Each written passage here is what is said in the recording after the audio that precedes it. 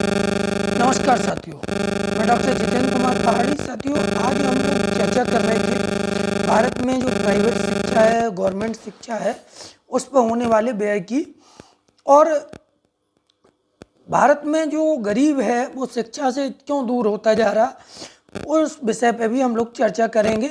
साथियों, भारत में अगर हम देखें तो वर्ष 2020 से 2025 तक प्राइवेट शिक्षा पर जो वार्षिक खर्च है उसको प्रति वर्ष देखें तो कुछ आंकड़े मेरे पास हैं। विभिन्न जैसे इंडियन पब्लिक पॉलिसी रिव्यू की रिपोर्ट है, और भी सारे न्यूज़पेपर्स की रिपोर्ट्स है, द हिंदू की रिपोर्ट है, विकिपीडिया की रिपोर्ट है। तो इन सब के अनुसार जो डेटा है उसको मैं आप लोगों के सामने रखूँगा और उसके बाद हम लोग विद्यालयों पर चर्चा करेंगे। साथियों, अगर हम देखें सार्वजनिक और निजी शिक्षा व्यय का अनुपात, तो वर्ष 2018-19 में निजी शिक्षा पर जो लगभग व्यय हुआ वो भारत की जीडीपी का लगभग 2.7% व्यय हुआ।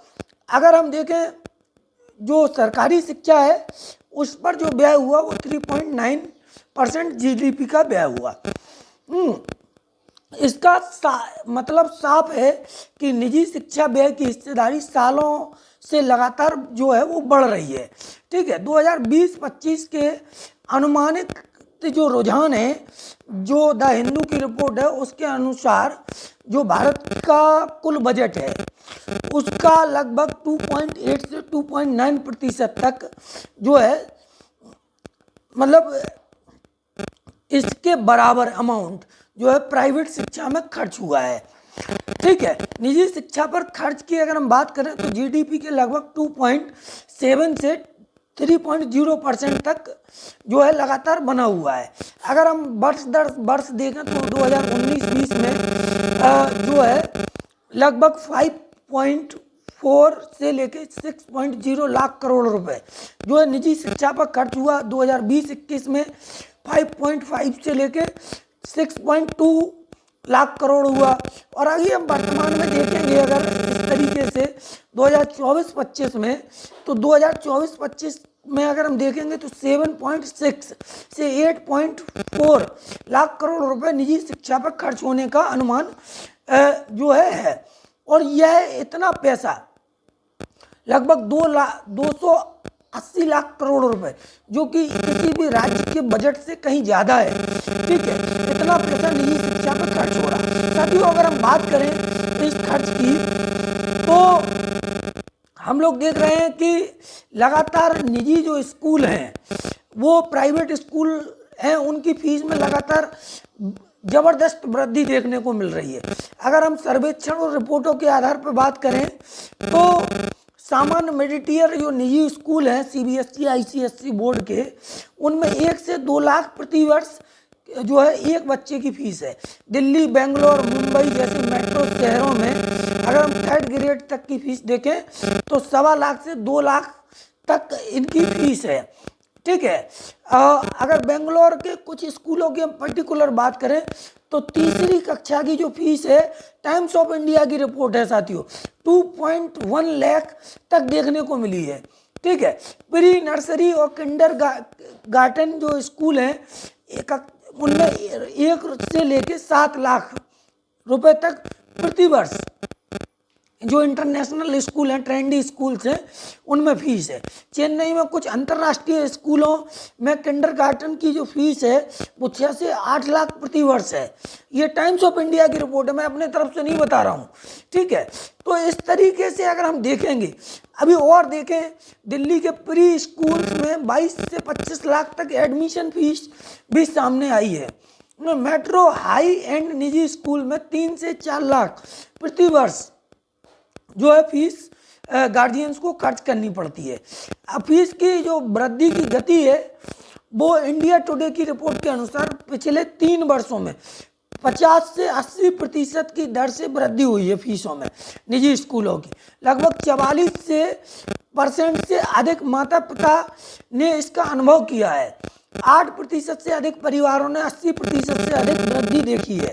ठीक है, 2025-26 के लिए नए एकेडमिक जो वर्ष है उसमें 10 से 30% तक स्कूलों की फीस जो है बढ़ाई गई है। साथियों, इस तरीके से हम बेहताशा निजी स्कूलों की फीस को बढ़ता हुआ देख के ये कह सकते हैं कि ये निजी स्कूल नहीं, ये क्या है, ये कॉरपोरेट स्कूल हैं।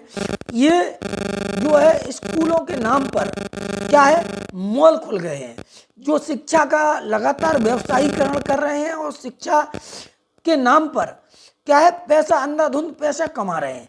तो इन स्कूलों की जो शिक्षा है वो गरीबों के लिए तो बची नहीं थी, पहले ही नहीं थी, लेकिन अब मध्यम वर्ग भी इन स्कूलों की शिक्षा से दूर चला गया है। सिर्फ शिक्षा अमीरों का साधन बन के रह गई है। गरीबों के लिए जो शिक्षा के अच्छे साधन बन सकते हैं वो सरकारी विद्यालय बन सकते हैं। अगर सरकार उन पर थोड़ा सा ध्यान दे, उनका मॉडर्नाइजेशन करे, उनमें जो शिक्षक पढ़ा रहे हैं उनको पर्टिकुलर ट्रेनिंग्स दें और ट्रेनिंग के नाम पर सिर्फ ये ना हो कि ट्रेनिंग के नाम पर जो पैसा आता है उसका बंदर बांट हो रहा है, उसकी जगह पर पर्टिकुलर उनको अच्छी ट्रेनिंग दी जाए।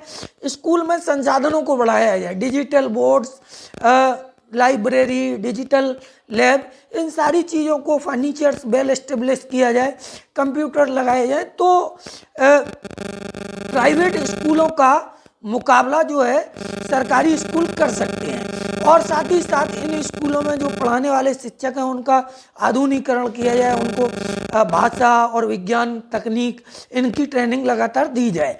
इसके अलावा इन विद्यालयों में जो है क्या किया जाए, पर्टिकुलर प्राइवेट विद्यालयों की तरह जो है एक ही बोर्ड की किताबें, एक ही बोर्ड के सिलेबस को निर्धारित किया जाए। तो जो गरीब है, जो मजदूर है, जो किसान है, जो मध्यम वर्गीय है, उसके बच्चे को भी एक अच्छी शिक्षा उपलब्ध हो सकती है। साथियों, वरना गरीब जो है लगातार शिक्षा से दूर होता जा रहा है और शिक्षा जो है अमीरों का साधन बनती जा रही है।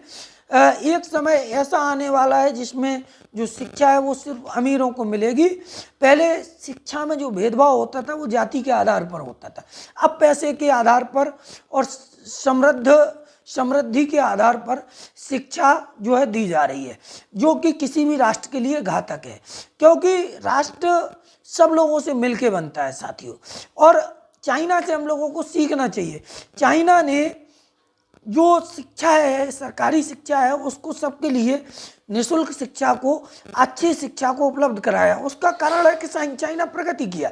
हमारे यहाँ सरकारी शिक्षा को सरकारें क्या कर रही हैं कि उनको कमज़ोर कर रही हैं। सरकारी शिक्षा को, विद्यालय बंद किए जा रहे। पिछले अगर हम देखें 3-4 वर्षों में जो सरकारी विद्यालय हैं उत्तर प्रदेश में, ये गवर्नमेंट का आंकड़ा है, मैं इसका पोस्ट बना के चैनल पर डाल दूंगा, DS4 वॉइस पर यह डलवा दूंगा।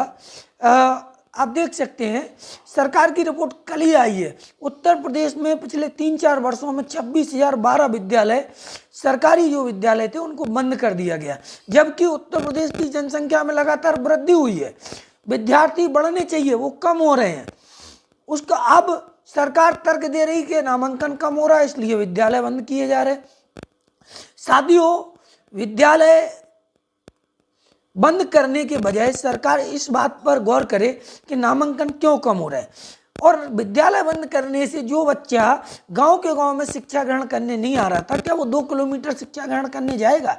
इस बात को गवर्नमेंट में बैठे लोगों को सोचना पड़ेगा, हम आपको सोचना पड़ेगा, चिंतन मनन करना पड़ेगा।